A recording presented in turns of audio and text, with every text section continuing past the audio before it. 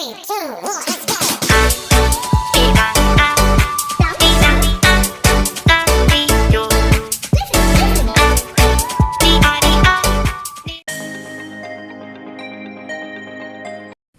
Assalamualaikum warahmatullahi wabarakatuh. Perkenalkan, nama saya Azkia Azahra dari kelas 4B dengan NIM 22252100041. Di sini saya akan menjelaskan materi mengenai peluang bersyarat pada mata kuliah teori peluang. Baik, pada kesempatan kali ini saya akan menjelaskan materi mengenai peluang bersyarat dengan submateri. Yang pertama itu ada hukum penggandaan atau law of multiplication. Yang kedua ada hukum peluang total atau law of total probability. Dan yang ketiga itu ada kebebasan atau independence. Peluang bersyarat. Peluang terjadinya suatu kejadian A tidak diketahui bahwa kejadian B terjadi disebut peluang bersyarat atau conditional probability, dan dinyatakan dengan peluang A dengan syarat B terjadi. Misalkan berikut data penduduk usia kerja 15-25 tahun di suatu desa. Bekerja, menganggur. Laki-laki 460 bekerja, 40 menganggur. Perempuan 140 bekerja dan 260 menganggur. Misalkan pula akan memilih salah satu di antara mereka. Didefinisikan kepada kejadian seperti berikut. L yang terpilih laki-laki dan B yang terpilih laki-laki sudah bekerja. Maka peluang yang terpilih laki-laki dengan syarat sudah bekerja adalah peluang L dengan syarat B sama dengan 460/600 sama dengan 23/30. Hal ini dapat dijelaskan sebagai berikut, yaitu peluang L dengan syarat B sama dengan N, L irisan B, N dikali B sama dengan N dikali L irisan B dikali N dikali S per N dikali B per N dikali S sama dengan peluang L irisan B dikali peluang B. Untuk teorema 3.1, misalkan S adalah ruang sampel dari suatu percobaan dan B adalah suatu kejadian dengan PB lebih dari 6. Maka yang pertama, untuk setiap kejadian A berlaku 0 kurang dari sama dengan peluang A dengan syarat B kurang dari sama dengan 1. Yang kedua, peluang S dengan syarat B sama dengan 1. Dan yang ketiga, jika A1, A2 sampai dengan A selanjutnya, bagian dari F adalah barisan kejadian-kejadian yang saling lepas, maka peluang UI sama dengan 1. Sampai dengan ta hingga AI dengan syarat B sama dengan sigma P AI dengan syarat B sampai dengan ta hingga I sama dengan 1. Untuk contohnya, yang pertama, di sini ada misalkan seorang anak mencampur 8 baterai yang bagus dengan 2 baterai yang telah mati. Untuk memisahkan kembali baterai yang bagus, dilakukan pengetesan satu persatu tanpa pengembalian. Jika 4 baterai pertama yang dites adalah bagus semua, berapa peluang bahwa baterai kelima yang dites juga bagus? Untuk menjawabnya itu, kita misalkan A sama dengan baterai kelima yang dites bagus dan B sama dengan 4 baterai pertama yang dites bagus. Apabila kita ingin menentukan peluang A, maka ruang sampel yang diperhatikan ialah 10 baterai. Akan tetapi jika kita menggunakan reduksi ruang sampel, QA sama dengan peluang A dengan syarat B, maka ruang sampel yang diperhatikan tinggal 6 baterai. Sehingga jika kita mencari Q A irisan B, cukup mencari peluang dengan informasi ada 8-4 baterai bagus dari 6 baterai yang sisanya, sehingga Q A irisan B sama dengan 4/6 sama dengan 2/3. Hukum penggandaan atau law of implication. Dari hubungan peluang A dengan syarat B sama dengan peluang A irisan B, peluang B dan peluang B dengan syarat A sama dengan peluang A irisan B dan peluang A, kita peroleh dua cara untuk menentukan peluang A irisan B, yaitu peluang A irisan B sama dengan peluang B dikali peluang A dengan syarat B, dan peluang A irisan B sama dengan peluang A dikali peluang B dengan syarat A. Jadi, terdapat suatu formula perkalian peluang, sehingga formula tersebut dinamakan hukum penggandaan atau perkalian. Hubungan di atas dapat diperumum untuk irisan 3 kejadian A1, A2, dan A3 berikut.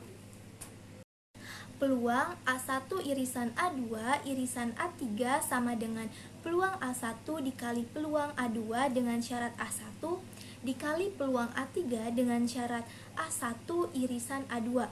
Dari pola berpikir induktif di atas, formulasi tersebut dapat dibuat perumuman. Dengan demikian kita peroleh teorema 3.2 atau hukum penggandaan peluang.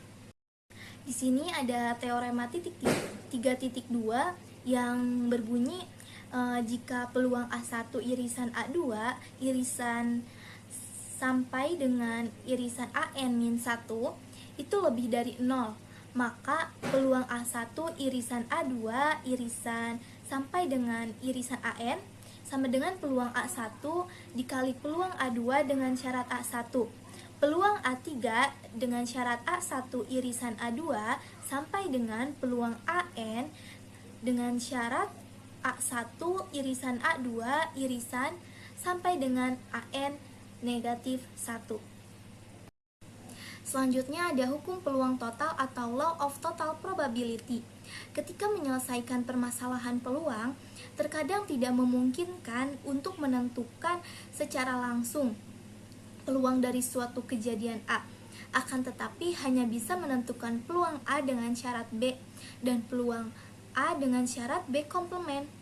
Untuk kasus seperti ini, kita bisa gunakan teorema berikut untuk menentukan peluang kejadian A. Teorema 3.3 atau teorema hukum peluang total. Yang A, misalkan B adalah suatu kejadian dengan peluang B lebih dari 0 dan peluang B komplement lebih dari 0, maka untuk sembarang kejadian A berlaku bahwa peluang A sama dengan peluang A dengan syarat B dikali peluang B ditambah peluang A dengan syarat B komplement dikali peluang B komplement. Untuk yang B, secara umum, jika B1, B2 sampai dengan Bn merupakan partisi lepas dari S dengan peluang BI lebih dari 0 untuk semua I sama dengan 1, 2, sampai dengan N, maka untuk sembarang kejadian A berlaku bahwa peluang A sama dengan sigma peluang A dengan syarat BI dikali peluang BI N, untuk I-nya itu sama dengan 1. Selanjutnya kita akan membahas tentang kebebasan atau independence. Misalkan A dan B adalah dua kejadian dengan peluang A lebih dari 0 dan peluang B lebih dari 0, pada umumnya telah atau terjadi atau tidaknya kejadian B akan mengubah peluang terjadinya kejadian A. Jika diketahui B terjadi, maka peluang terjadinya kejadian A akan berubah dari peluang A menjadi peluang A dengan syarat B. Namun untuk suatu kasus tertentu, terjadinya B tidak akan mempengaruhi peluang terjadinya kejadian A, yaitu peluang A sama dengan peluang A dengan syarat B. Dalam kasus ini kita sebut kejadian A dan B adalah saling bebas. Kejadian bebas atau kejadian A dan B dikatakan saling bebas jika peluang A irisan B sama dengan peluang A dikali peluang B. Secara umum, himpunan kejadian AI, I anggota I disebut saling bebas jika peluang irisan I bagian J AI sama dengan PI bagian J AI untuk setiap himpunan bagian berhingga J dari I. Adapun teorema yang harus kita ketahui yaitu teorema 3.4 poin A, itu jika A dan B adalah dua kejadian bebas, maka yang pertama, A dan B komplement adalah dua kejadian bebas. Yang kedua, A komplement dan B adalah dua kejadian bebas. Dan yang ketiga, A komplement dan B komplement adalah dua kejadian bebas. Sedangkan untuk poin B, secara umum jika AI, I anggota I adalah himpunan kejadian bebas, maka kebebasan masih tetap berlaku. Jika sembarang kejadian A diganti dengan A komplement I, yaitu peluang BI1 irisan BI2 irisan sampai dengan BIK sama dengan peluang BI1 dikali peluang BI2 dikali peluang BIK, di mana I1 sampai dengan IK adalah indeks yang berbeda, serta BIJ adalah AIJ atau A komplement IJ untuk J sama dengan 1, 2, sampai dengan K. Yang kedua ada teorema Bayes atau teorema 3.5. Misalkan B1, B2 sampai dengan Bn adalah partisi lepas dari ruang sampel S suatu percobaan. Jika peluang BI lebih dari 0 untuk semua I sama dengan 1, 2, sampai dengan N, maka untuk sembarang kejadian A dari S dengan peluang A lebih dari 0 dan untuk sembarang K dan nilai K sama dengan 1, 2, sampai dengan N berlaku, peluang BK dengan syarat A sama dengan peluang A dengan syarat BK dikali peluang BK per sigma N I sama dengan 1 peluang A dengan syarat BI dikali peluang BI.